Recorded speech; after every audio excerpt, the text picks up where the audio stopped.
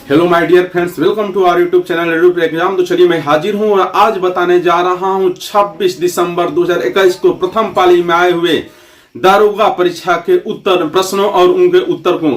हाँ, बिहार में अभी 26 दिसंबर 2021 को पहली पाली में बिहार दरोगा का परीक्षा हुआ है और उसके मैं प्रश्नों और उत्तरों सेम यही प्रश्न आए थे और उनका ऑथेंटिक उत्तर बताने जा रहा हूं और अंतिम में बताऊंगा कितना कट ऑफ जाएगा, क्योंकि मैंने ये परीक्षा 2 बार प्री और मेंस दोनों पास किया है तो मुझे अनुभव है कि कितना कट ऑफ जाएगा। पेपर बहुत हार्ड नहीं था तो अंतिम में बताऊंगा कितना सस्पेंस। तो आज पहले हम जान लेते हैं कौन से प्रश्न आए। जो भी बच्चे पहली पाली में बैठे हैं परीक्षा में वो मुझे जरूर बताएंगे सर सही यही उत्तर है कि नहीं है। मुझे जितना सोर्स से मिला है मैं सही बता रहा हूं, यही उत्तर है और यही प्रश्न है और इनका ऑथेंटिक उत्तर बता रहा हूं। आप इसे मैच भी कर लीजिएगा कि आप कितना पहुंच रहे हैं और क्या संभावना बनती है जब मैं बताऊंगा अंतिम में कट ऑफ। तो चलिए नजर डालते हैं इन प्रश्नों पर, कौन कौन से प्रश्न परीक्षा में आए गए हैं और इनके क्या आप उत्तर दिए हैं, जरा सोचिए।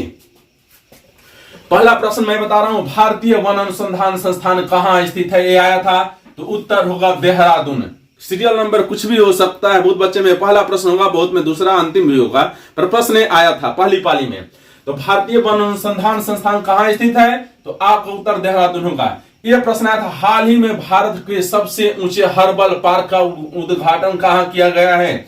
याद रखना आया था परीक्षा में उत्तराखंड। जिन बच्चों ने उत्तराखंड मारे उनका से वो हिमाचल प्रदेश मारे गलत है। उत्तराखंड जानते हैं, चमोली जिला स्थित माड़ा गांव में 11,000 फीट की ऊंचाई पर हर्बल पार्क का उद्घाटन किया गया है। यह भारत चीन सीमा के निकट स्थित है। हाँ, 5 एकड़ के एरिया में स्थित है। यह भारत के किस राज्य में चाय का सर्वाधिक उत्पादन होता है? प्रश्न आया था, उत्तर होगा असम। उत्तर होगा असम। ये भी प्रश्न आया था, भारत में संघीय न्यायालय की स्थापना किस अधिनियम द्वारा की गई है? भारत शासन अधिनियम 1935 द्वारा। बहुत बच्चे 1919 मार्क कराए हैं, जो गलत है बताएगा आया था नहीं आया था। फजल अली आयोग का संबंध किससे है? इसका ऑप्शन होगा डी, राज्य पुनर्गठन से। भी प्रश्न आया था, फजल अली का संबंध जो है वो राज्य पुनर्गठन से है। यह प्रश्न बड़ा इंपोर्टेंट है, किसी बच्चे का ध्यान देंगे इस पर। अभी तक कुल कितने परमवीर चक्र पुरस्कार दिए गए हैं? प्रश्न आया था तो इसका उत्तर होगा ए 21। अभी तक कुल 21 परमवीर चक्र पुरस्कार दिए गए हैं। यह भी प्रश्न आया था, विश्व कैंसर दिवस कब मनाया जाता है? तो 4 फरवरी को। विश्व कैंसर दिवस कब मनाया जाता है? 4 फरवरी को। यह बड़ा प्रश्न रिपीटेड प्रश्न है, 2018 के मेंस में भी आया था। नाम दफा अभ्यारण्य कहां स्थित है? तो याद रखना चाहिए अरुणाचल प्रदेश में। बहुत बच्चे असम कर रहे हैं, गलत है। नाम दफा अभ्यारण्य है, यह अरुणाचल प्रदेश में स्थित है और यह 2018 एसआई मेंस में आया था बिहार के। अब चलते हैं, अशोक चक्र शौर्य पुरस्कार किस वर्ष स्थापित किया गया है? बड़ा इंपोर्टेंट प्रश्न था, 1952। अशोक चक्र शौर्य पुरस्कार किस वर्ष स्थापित किया गया है? 1952। आप कमेंट में मुझे बताएंगे जो बच्चे पहली पाली में परीक्षा दिए हैं, सेम यही प्रश्न है कि नहीं है? सेम यही प्रश्न है 100%।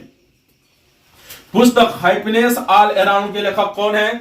अभिजीता गुप्ता। बड़ा इंपोर्टेंट प्रश्न है, हैप्पीनेस ऑल अराउंड यह भारत की सबसे कम उम्र की लेखिका है अभिजीता गुप्ता, जो इनकी कहानियों और कविताओं का यह संग्रह है। तो बड़ा आया था। यूटोपिया का लेखक कौन था? सर थॉमस मोर था, इसने 1516 में लिखा था ये बुक। ये भी आया था पेपर में। सांची स्तूप को मूल रूप से किस मौर्य शासक ने बनवाया था?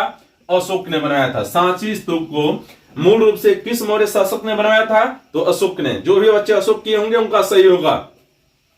यह था, राष्ट्रपति के अध्यादेश पारित करने की शक्ति किस अनुच्छेद में वर्णित है? अनुच्छेद 123। बहुत बच्चे 143 किए हैं, गलत है। यह भी प्रश्न आया था ना?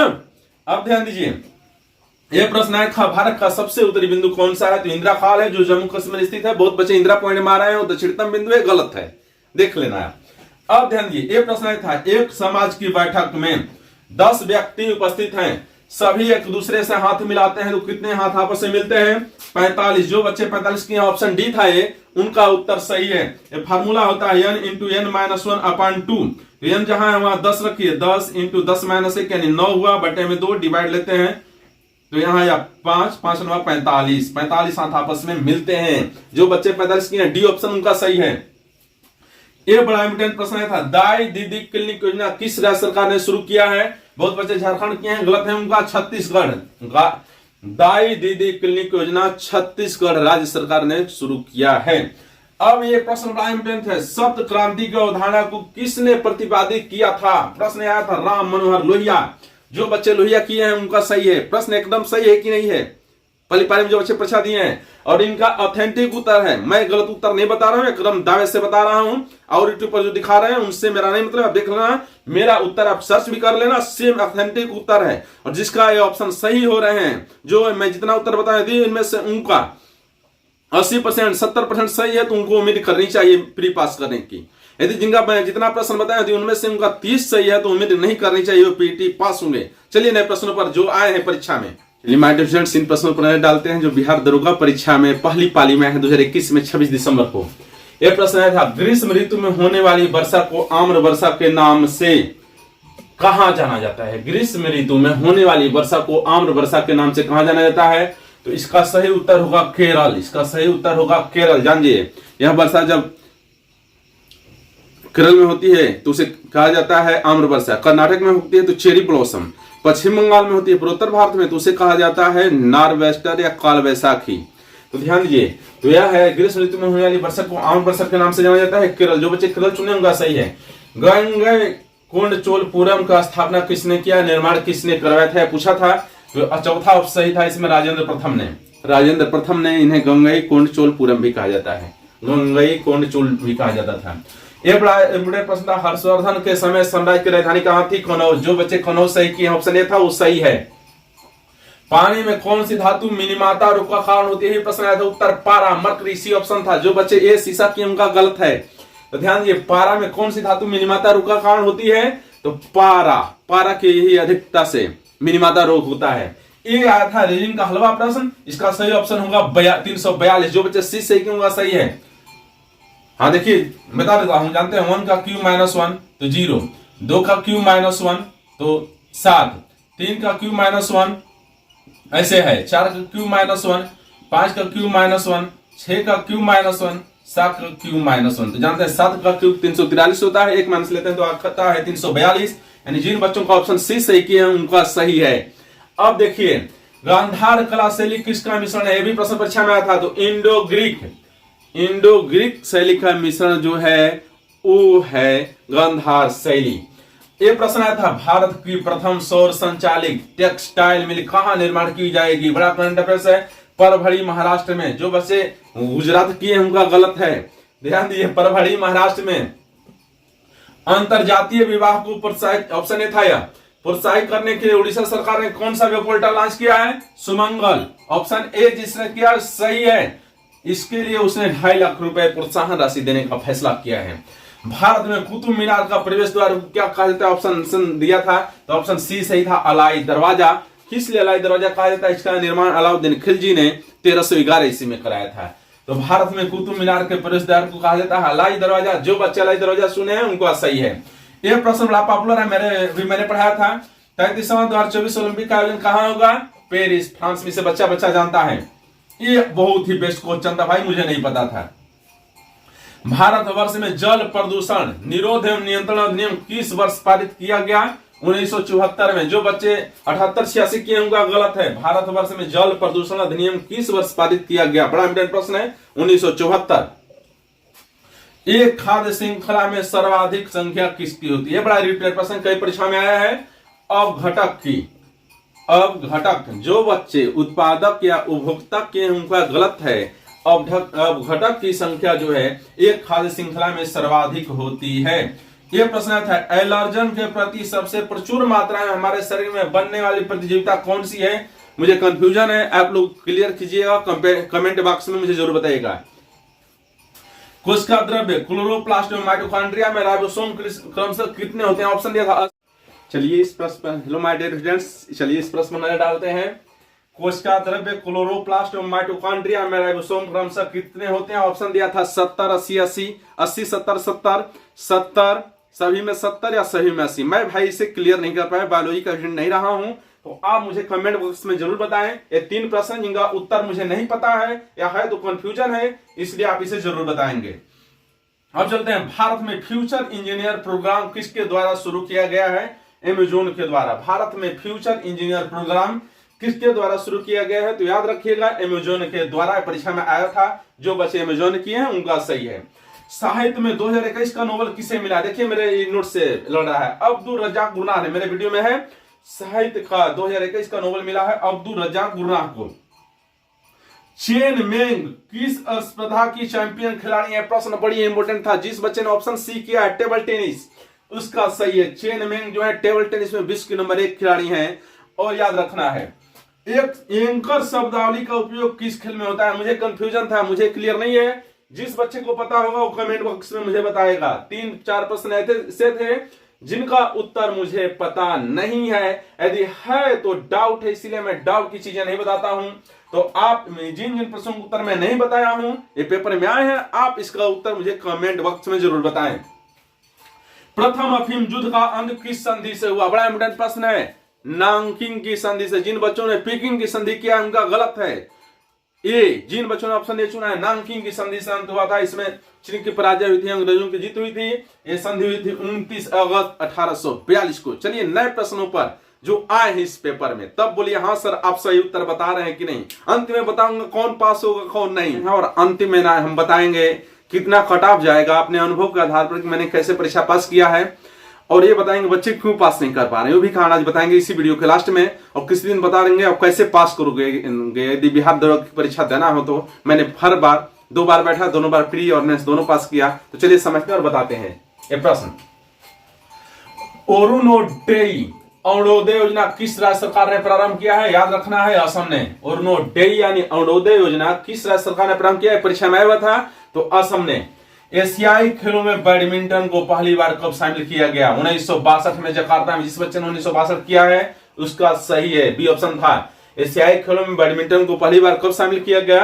तो 1962 में यह जकार्ता में हुआ था और उसमें पहली बार बैडमिंटन को शामिल किया गया था। यह प्रश्न आया था बायोलॉजी से। ऐसी पारस्परिक क्रिया जिसमें एक जाति को लाभ होता है और दूसरी को न तो लाभ होता है और न तो हानि होती है, उसे क्या कहा जाता है? तो उसे कहा जाता है परिजीविता। उसे कहा जाता है परिजीविता। यानी एक को लाभ हो रहा है पर दूसरे को न तो लाभ होता है न तो हानि होता है, उसे कहा जाता है परिजीविता। यह बड़ा इंपोर्टेंट प्रश्न है। इंपेक्स इंडेक्स क्या दर्शाता है? 4 ऑप्शन दिया था, तो जो ऑप्शन डी था वो सही था। प्रवासी मजदूरों को, माइग्रेंट लेबर को दर्शाता है इंपेक्स इंडेक्स। जिन बच्चे ने प्रवासी मजदूरों को माइग्रेंट लेबर किया है वो सही है। यह प्रश्न तो बड़ा फेमस है। किससे रामसर प्रस्ताव संबंधित है? ऑप्शन डी था आर्द्र भूमि संरक्षण के लिए। आर्द्र भूमि संरक्षण के लिए जो है रामसर प्रस्ताव संबंधित है। जानते हैं रामसर सम्मेलन ईरान में हुआ था। निसार इसरो के साथ किसका ज्वाइंट प्रोजेक्ट है? बहुत बढ़िया प्रश्न है, नासा का। निसार इसरो के साथ किसका ज्वाइंट प्रोजेक्ट है? तो यह नासा का ज्वाइंट प्रोजेक्ट है। परीक्षा में दिया था, हिंदी से नहीं समझ में आ रहा था, इंग्लिश पकड़ने में पता चल रहा था। इसलिए जब प्रश्न हिंदी में ना समझे तो आप इंग्लिश का ऑप्शन ढूंढिए। भारत आकार में विश्व का कौन सा देश है? बड़ा आसान प्रश्न आया था, 7वां प्रश्न है। अब चलते हैं, प्रश्न आया था मैथ से। 55 तथा 555 के मध्य दोनों छोरों को शामिल करते हुए कितनी संख्या है जो 5 से विभाज्य हैं? ऑप्शन होगा 101। उसमें एक ऑप्शन दिया था 101, जो बी ऑप्शन था वही सही होगा। 55 तथा 555 के मध्य दोनों छोरों को शामिल करते हुए कितनी संख्या है जो 5 से विभाज्य हैं? तो संख्या है 101। जिस बच्चे ने 101 को सही किया उसका सही है। यह प्रश्न आया था, तेल की पतली फिल्म से परावर्तित श्वेत प्रकाश में रंग दिखाई देने का क्या कारण है? रंग दिखाई देने का क्या कारण है? प्रकाश का व्यतिकरण। जिस बच्चे ने ऑप्शन 2 सही किया उसका सही है, व्यतिकरण। खाती बिहू कहां मनाया जाता है? बहुत रिपीटेड प्रश्न है। असम का त्योहार है और यह असम में मनाया जाता है। यह आया था प्यूरा का अर्थ है, बड़ा ही इसका अर्थ पूछा था। जानते हैं ये जो थी एपीजे अब्दुल कलाम आजाद की, एपीजे अब्दुल कलाम जो हमारे राष्ट्रपति थे, उनकी ये ड्रीम प्रोजेक्ट रही है प्यूरा। तो प्यूरा का फुल फॉर्म है providing urban amenities to rural areas. Providing urban amenities to rural areas. Odometer एक उपकरण है, इसके द्वारा किसका माप किया जाता है? परीक्षा में आया था दूरी का। जो ऑप्शन बच्चे डी सही किए उनका सही है। निम्नलिखित में से किसे ज्ञानपीठ पुरस्कार दिया गया है? प्रश्न आया था 4, उसमें नाम दिया था। तो जिस बच्चे ने ऑप्शन सी सही किया रघुवीर चौधरी वो सही है। दरअसल इनको 51वां ज्ञानपीठ पुरस्कार 2015 में मिला था, जो ऑप्शन उसमें था सी, और इनके नाम की सिफारिश की थी नामवर सिंह ने, जो जाने माने आलोचक हैं। तो जिस बच्चे ने ऑप्शन सी सही किया है उसका सही। देखिए प्रश्न का लेवल कैसे बदलता है। निम्नलिखित में से कौन सी संख्या पूर्ण वर्ग है? 4 ऑप्शन दिया था, तो इसमें ऑप्शन ए सही होगा। 8 6 4 9 93 का वर्ग है। हाँ, 93 का स्क्वायर है।